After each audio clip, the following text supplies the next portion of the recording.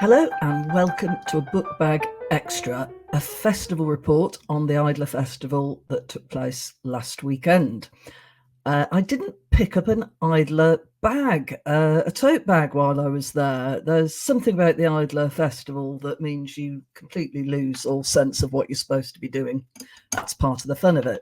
But I've got a Falmouth Literary Festival bag because my good friend Colin, who organises that whole festival, was at the Idler Festival. He was responsible for all the events in the dining room. So at least I got to catch up with him. So here are some of the things I got up to at the festival. As ever, it takes place at beautiful Fenton House in Hampstead. I've got my kind of festival gear on, bit of sequin going on here, but actually the real festival look was a Mac with the hood up and the toggles pulled down. We weren't at all lucky with the weather, but joy was nevertheless unconfined throughout the festival site. So I shall begin with what I got up to. I went on the Friday evening. I was really hoping to catch Zadie Smith, the headliner, in conversation, but alas, Zadie was indisposed and not able to come to the festival. And also, Arthur Smith had an event and he couldn't come either. So it wasn't a good evening for Smiths or fans of Smiths. But I did get to see a terrific event with, that was Jessie Armstrong. Was that then? Jessie Armstrong and Rowan Williams, former Archbishop of Canterbury. So that was absolutely brilliant. They gave a terrific talk. Rowan was answering questions from the crowd, actually from another Rowan Pelling, who had a question about sin, asking for a friend. And he talked a bit about whether idleness was a sin, very much the theme of the festival. And Jessie was talking about his unlikable, even wicked characters in succession. So they were discussing kind of morality. I really liked Rowan's discussion of the sin of anger, which can be a positive thing, but he pointed out this is very true of today. It is too often a way to make people feel very smug about themselves and superior to other people, their performative anger. So that was great. And I chatted to my mate Colin in the green room, but also to Jessie Armstrong about all things television. And I was talking to him about my stint as a TV critic and getting into trouble over reviews of Succession, for which he apologised and I forgave him. So that was a fun evening, rounded off with a little bit of cider. So I was back in on Saturday. I came in, things sort of kick off about midday at the festival. It's pretty casual start. So, I mean, it's a National Trust property, so you can't stay on site. I wanted to come in and see Daniel Rachel talk about Too Much Too Young. Book Bag fans, I know you're out there somewhere, will know that I've just interviewed Daniel for the Book Bag. So the book was very fresh in my mind, which was a good thing because he didn't have a chair and was a little bit nonplussed, and I kind of made eye contact in a sort of pick me way, and ended up chairing the event. So we had a great time, terrific audience. A lot of the audience seemed to have been to the original gigs, went on the gigs of the Specials two-tone tour way back when. It was very convivial, very good fun, and I was very happy to stand in and help Daniel out. Bumped into Charlie Higson again in the green room. He must be really fed up with me by now because I beat his team in a literary quiz. My team beat his team, and I just seem to mention it every time I see him. So sorry, Charlie. I did a little bit of dancing with Oliver Broadbent. Oliver sort of leads the masses in Lindy hopping and Charlestoning.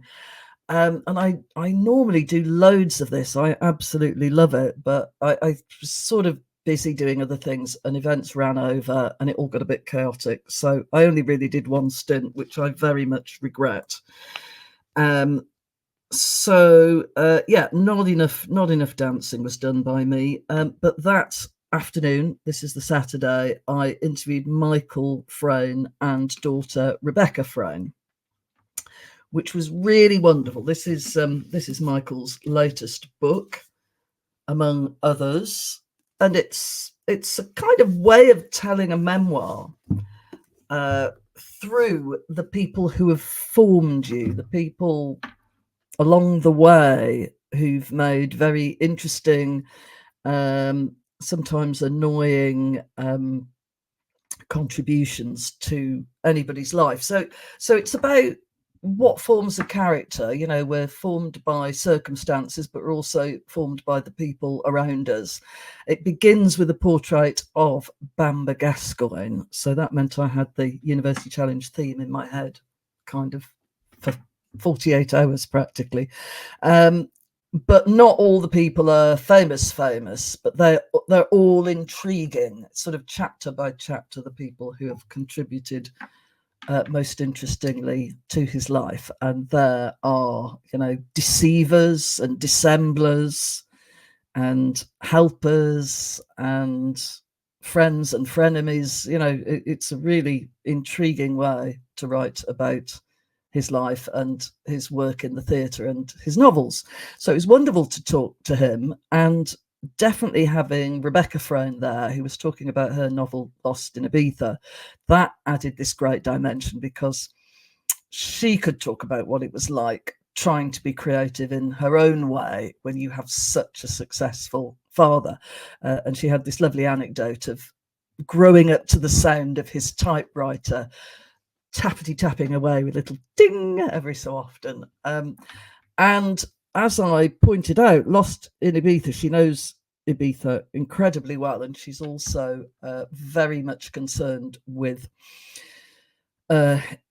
ecology, ecotourism, preservation of the planet, and just the history and well-being of Ibiza itself and its inhabitants.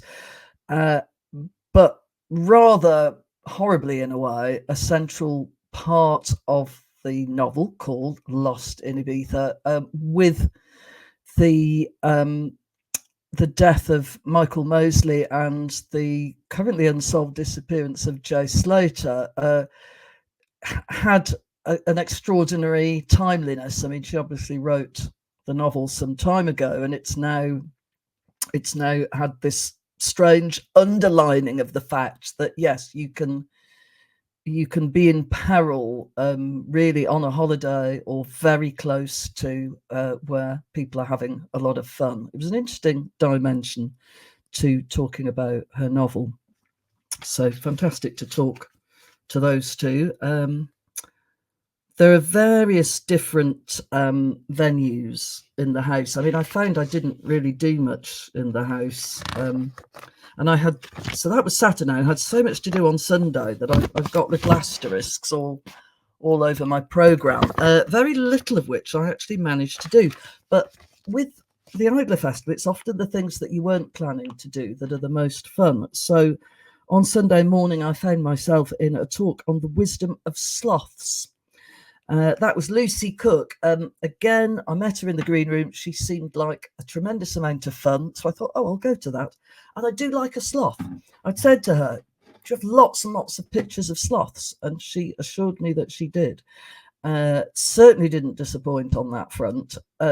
She pointed out that unlike various animals, I mean, they can differentiate themselves among themselves, but often they look identical to our eyes. Sloths have incredibly human faces, that she pointed out, that have expressions, and they look very different. But she characterized the general sloth look as Beatles haircut, Mona Lisa smile. And many adorable pictures of sloths, why they are important, why they are unique and interesting, and given that it's the Idler Festival, why they are indeed idling icons that we should emulate more. I'm not sure about the muscle loss. There's various muscles they don't have because they just kind of hang. It was either biceps or triceps. I can't remember, which renders them somewhat helpless in other circumstances. They have 4 stomachs, and they're just geniuses at conserving energy, and they look great. So that was an amazing talk. Well done, Lucy Cook. My next event shortly after that, I had to whiz out because I didn't want to leave that talk too quickly, embarrassingly halfway through. So I caught up with Caleb Azima Nelson, who I was interviewing on the lawn, the kind of main marquee. Fantastic interview.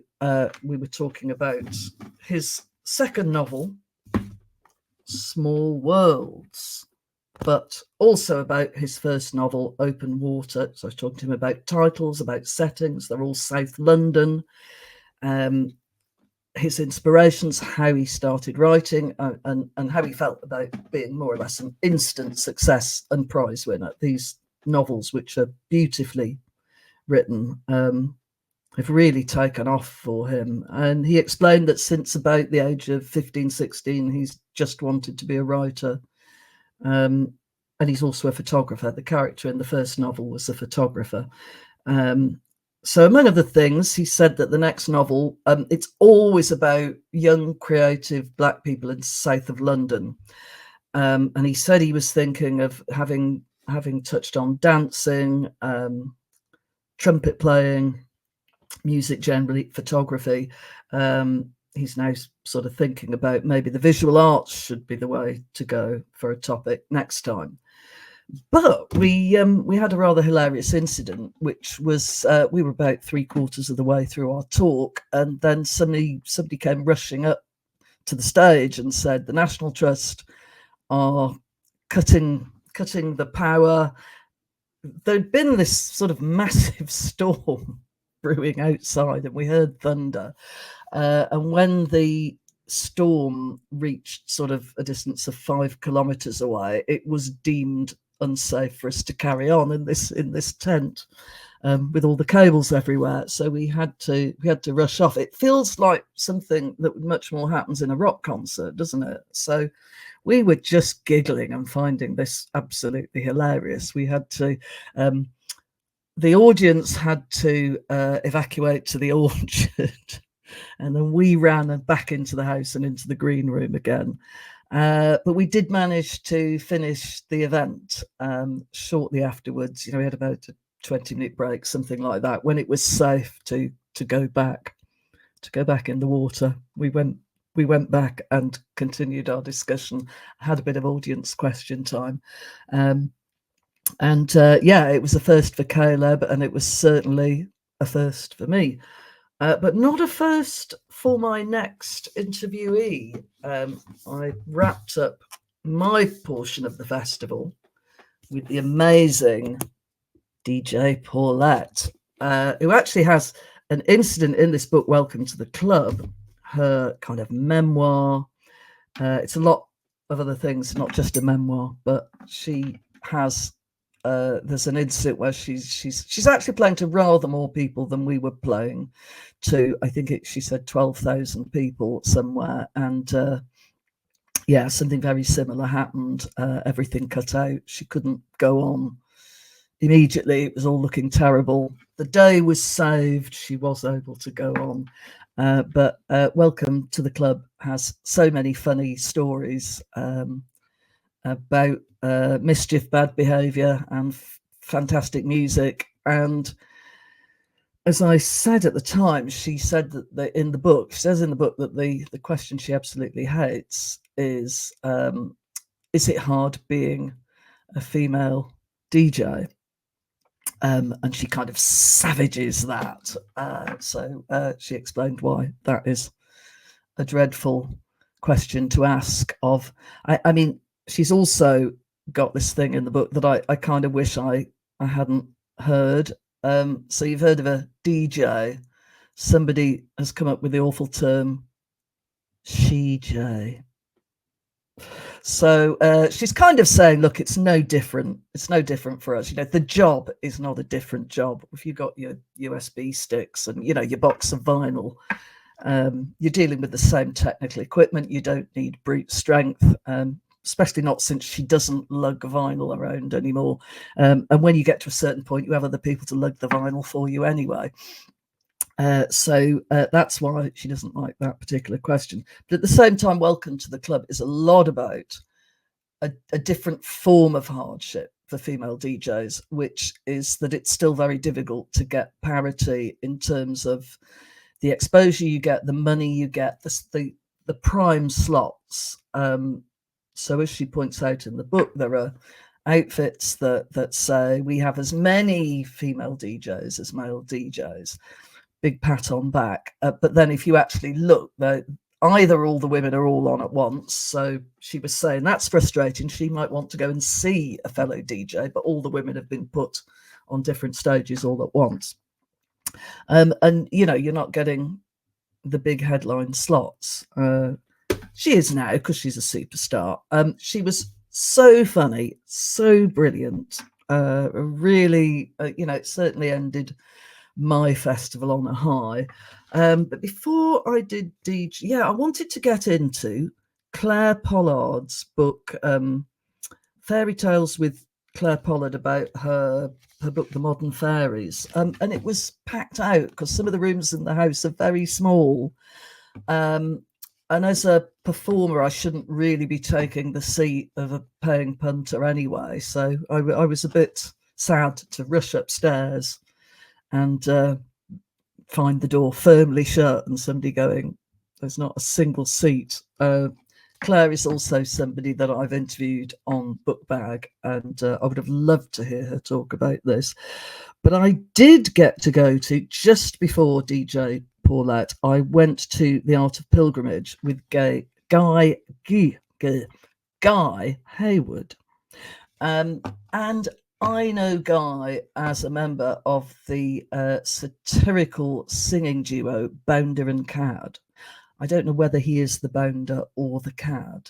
He must be one of them. And he has this sideline in pilgrimages, modern pilgrimages. And I thought, well, I'll go along to that. That'd be quite good fun to see about this other side of what he gets up to. Absolutely brilliant talk. He gets up to all sorts of crazy things, heading off into the wilderness. He was wearing, I think he said, electric shoes, special sort of form of shoe that enables you to interact with the ground more than normal shoes do. It was a splendid talk. It was so kind of disarming and heartfelt and entirely serious, even though he said he sometimes licks shrines, and it's a way of kind of saying up yours to, I think it was Thomas Cromwell at the time of the dissolution of the monasteries, kind of made pilgrimage, he banned pilgrimages and lots of shrines were broken up. So Guy is renewing the tradition in a very modern way with his electric shoes. So yeah, it's just an absolutely brilliant talk. So surprising, and I think that's what the idlers do so well. They just curate ways of not working too hard at it, but enriching your life in the best possible way. So I think that was it. I mean, I did chat to Oliver in the green room again, where sort of he's an amazing guy. He was doing a talk about, he said, engineering, and also doing all this Lindy hopping, and he'd also brought his guitar and sung me a comic song about railways. this is the sort of thing that happens. So that was inside the house. There's lots of interactive things, art and photography and talks and meditation. There was music. And it was just a really wonderful 2.5 days. Can't wait for the next one. I recommend, if you haven't seen it, check out my talk with Idler-in-Chief Tom Hodgkinson, who set the whole thing up, with his wife Victoria. And the really nice thing, it's such a small festival that you're just always mixing and mingling and chatting to all the people who've turned up and the readers and the idlers. It's, I wasn't even in the green room that much. I just sort of popped in now and then for a quick chat and a cuppa. But yeah, you're sort of out in the weather, just mingling, chatting, having a great time with wonderful like-minded people. So we love the Idler Festival. Long may it continue, and I'm really hoping to be involved again next year. So yeah, check out my interview with Claire Pollard, check out Tom Hodgkinson, check out some of the other festival reports that I've done, and see you next year.